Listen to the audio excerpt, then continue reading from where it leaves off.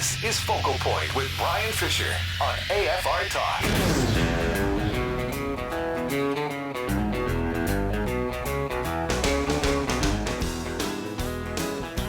Hi, and welcome back to this Monday edition of Focal Point on AFR Talk. Brian Fisher is my name. Great to have you in the conversation. I want to break down this draft day debacle with Michael Sam.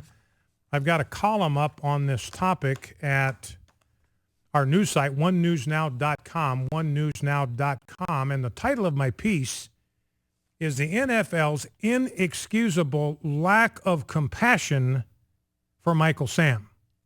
Now, my point is the NFL is conducting itself in a horribly irresponsible fashion here. They are showing absolutely no compassion for Michael Sam, no genuine compassion. It looks like compassion because they're showering him with favor, showering him with attention, showering him with praise. It all looks wonderful, but there is no genuine compassion here because they are celebrating something that could destroy Michael Sam's life.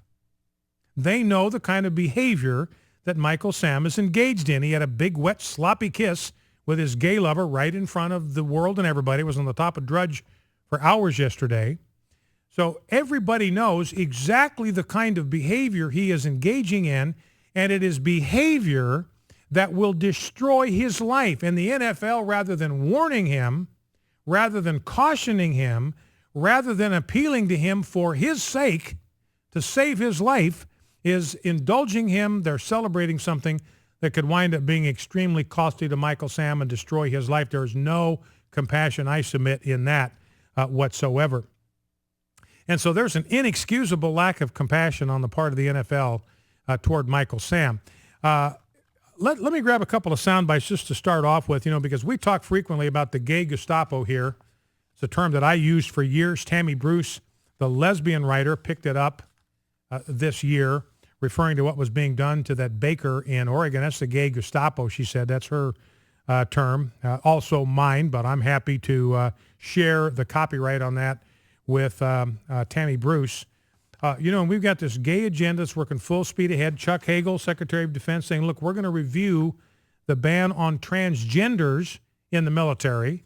We got a story out of California where they're going to start ticketing kindergartners with misdemeanors for bullying. Now, what that means, you got to translate that. Bullying is just another code word for the aggressive homosexual agenda. Bullying is a code word for homofascism.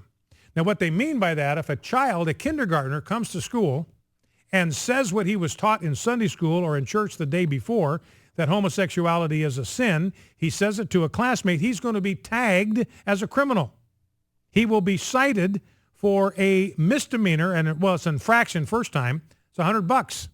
Second time infraction is $200. A third time offense could bring a criminal misdemeanor charge. So, you push this out. They're saying this wouldn't happen, but the logical conclusion is they would lock up a kindergartner if 3 times a kindergartner comes to school and says, I believe homosexuality is a sin. That's what my preacher said, or that's what the Bible verse we read this morning said. He does that 3 times. He could go to jail. They're talking about locking up 5-year-olds in California.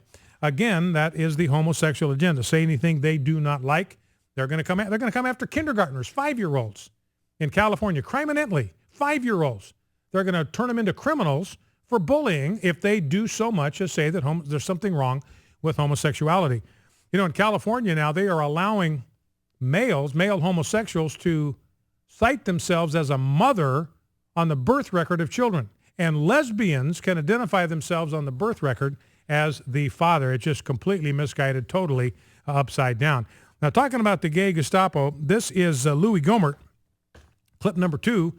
Louis Gohmert, he knows exactly what's going on, and more people now are beginning to complain about the fact you have this absolute repressive intolerance that's coming against people of faith, coming against advocates of sexual normalcy, and Louis Gohmert talks about it on the House floor, clip 2.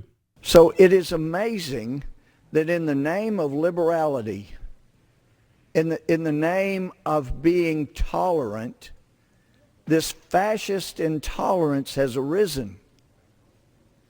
People that stand up and say, I agree with the majority of Americans. I agree with Moses and Jesus that marriage was a man and a woman. Now all of a sudden, people like me are considered haters, hate mongers, evil, which really is exactly what we've seen, thank you, throughout our history as going back to the days of the Nazi takeover in Europe. What did they do first? They would call people haters and evil and build up disdain for those people who held those opinions or religious views or religious heritage.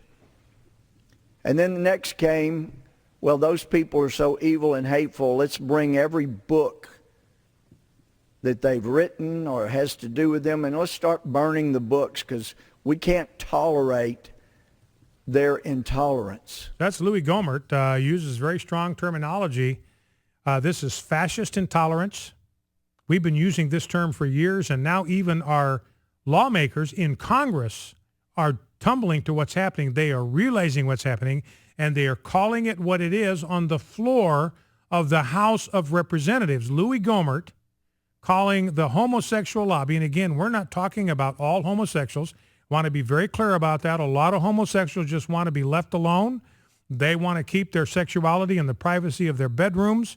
We're not talking about those people. We're talking about the homosexual lobby that's bringing their perversity out into the street, bringing it into our legislative assemblies and demanding, insisting, compelling that all of society support and promote their sexual deviancy. That's what we're talking about, and they will punish anybody who disagrees with them, and that's what Louis Gohmert is talking about here. This is fascist intolerance, and they call us haters. They call us hate mongers. They call us evil. And he says, look, this is how fascist repression begins. This is what the Nazis did to the Jews. They demonized the Jews, blamed them for all of the evils of European society and German society. And by tagging them as evil, by getting the rest of the culture to either agree with that or to sort of acquiesce in that, they were able eventually to destroy 6 million innocent people. And this is the direction that they want to go with us. Now, Matt Lauer, clip number 3, on his program this morning, talking with Bob Costas, talking about this Michael Sam deal, and I want to jump into Michael Sam right after we play this soundbite. But here's Matt Lauer talking about the significance of this draft and what it means for the future. The big picture here in terms of the NFL, is this a sea change or is this a one-off? Is this the league moving to the right side of history, which, by the way, they really can't do unless more players come forward? So Matt Lauer says, look, the right side of history means they got to have more gay players coming forward. So notice what, remember we've said this about the gay lobby. It is never, ever enough for them. They are like the leeches in proverb. Give, give, they cry. The leech has 2 daughters. Give, give, they cry. They are never satisfied. There are no concessions you can make. There are no capitulations you can make. There's no surrender you can offer that will be sufficient for them. They're always going to want more. So here's Matt Lauer. We've got one openly gay football player now has been drafted into the NFL. He says they are not on the right side of history yet. Again, Matt Lauer's not celebrating. This is just step one. They're not going to be on the right side of history until we have a whole boatload of homosexual players coming out for the NFL. Now, I want to talk specifically about this Michael Sam draft deal. Now, what I would say about Michael Sam and his lifestyle and what the NFL is celebrating, I want to keep the focus on the NFL here and on the kind of behavior that we're talking about. The NFL is celebrating the sexual equivalent of a brain concussion.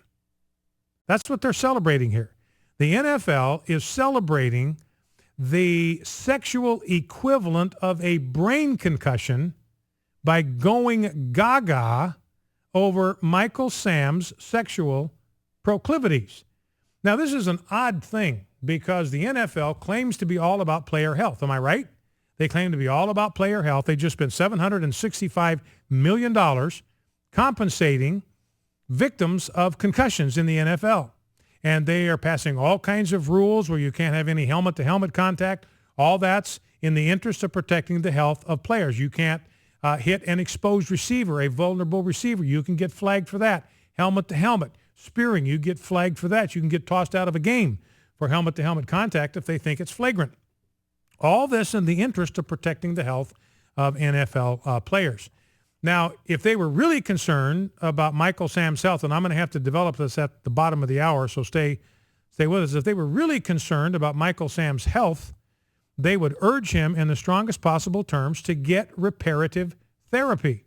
Because, and I'll walk through the details with you, but according to the Centers for Disease Control, this isn't a member of the vast right-wing conspiracy, the single greatest risk pool in America, on the planet, the single greatest risk pool on planet Earth for coming down with HIV/AIDS is young black males who have sex with other males. That's the category into which Michael Sam fits.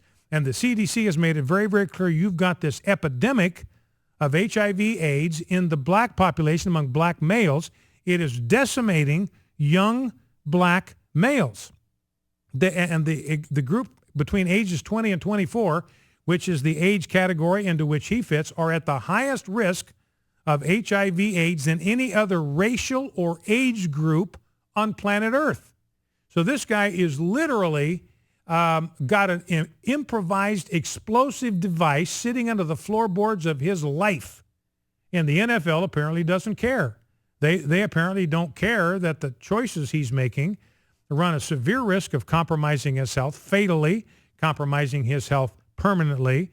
We know from the largest study that's ever been done, extended study of longevity in the homosexual population. It was published in the International Journal of Epidemiology, peer-reviewed journal, and again, not a publication of the vast right-wing conspiracy, but the study that was done and published in this peer-reviewed journal, International Journal of Epidemiology. They studied the homosexual population in Vancouver, Canada for a long time, and they concluded that active participation in the homosexual lifestyle will rob a man of 8 to 20 years of his lifespan.